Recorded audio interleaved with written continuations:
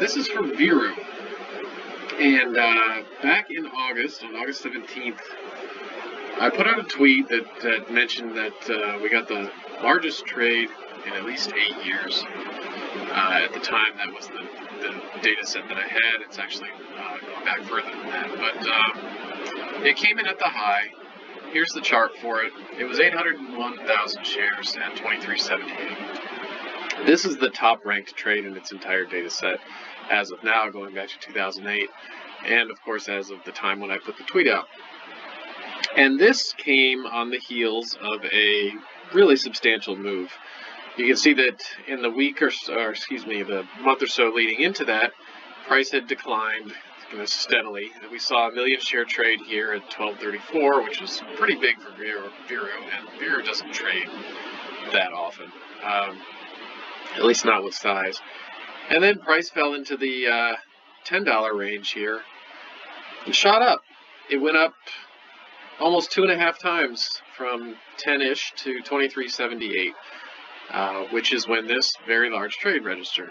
Now it's 13 times larger than average, 800,000 shares. You might not think that's a ton of money for an institution, and I suppose it isn't for an institution with means, but relative to all of the other trades prior to this time, it was much, much larger.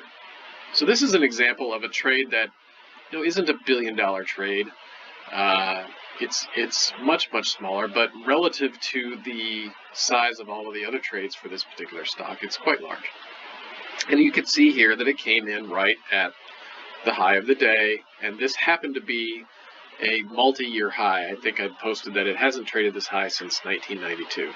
So this caught my eye, and I thought it was suspicious, and as I've said many times before, when I see a disproportionately large trade arrive at the highs, especially a multi-year high, I can't help but assume that it's an institution exiting their long position, taking their profit, and moving on. And when I see that this move was so sharp and so fast, and in less than a week it more than doubled, I can't reasonably assume that this is a buy up here.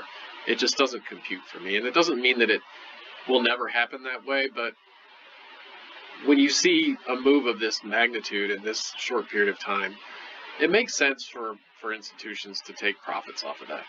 And so that's what I suspected was happening. I couldn't prove it, but I put this tweet out as sort of a warning because at the time there was a lot of chatter about this stock and a lot of rumors about FDA approval and various other things that were interpreted as being quite bullish.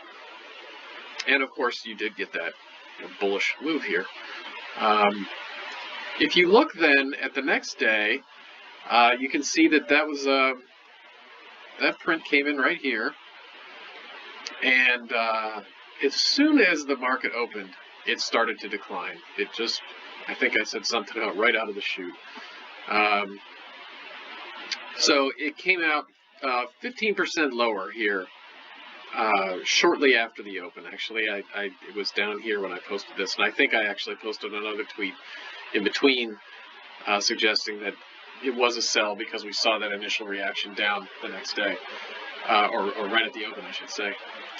But you can see that we got 15% off the highs very, very soon into the day, and a couple of smaller trades here. But this was the big one. This is what counted, and I posted a thing about it here. And then later in the day, I think this was closer to the close or maybe at the close, I posted one last tweet about it. And you can see here that this was the largest trade at the time. I knew it was since 2015, but I've since loaded a lot more data. We got that initial downside reaction, we got some follow through, and then we kind of got a flattening out here at the close. You can see over here in the upper right, the vol profile, you can see where all the institutional volume was, right up here where this trade hit. But when you see a trade of this size and it comes at an all-time high or at a multi-year high or at some important high, it is quite often selling. And that's what the case was here. So it went from 23.78 to 18.94 in the course of a day, which is a pretty convincing move. And then from there, you can see what's happened since. This is the full chart showing the 3 largest trades going back to all through 2022. Started out around 5, it popped up, kind of base here, had that big pop. This was the big sell here at the top, and then price just came right back down. And you can see now we're all the way back down here in the $5 range. So price has come full circle. This is a perfect example of a pump and dump, or of an institution selling into strength, taking profits, call it what you want. But when this trade hit right here, and I had no position in this, it seemed awfully suspicious. And so I'm highlighting this moment just to demonstrate how volume leaders can actually help you anticipate moves. If you had a long position going into this and you were green, then it's a good place to take a profit, or to trim, or to hedge, or to some way protect your gains.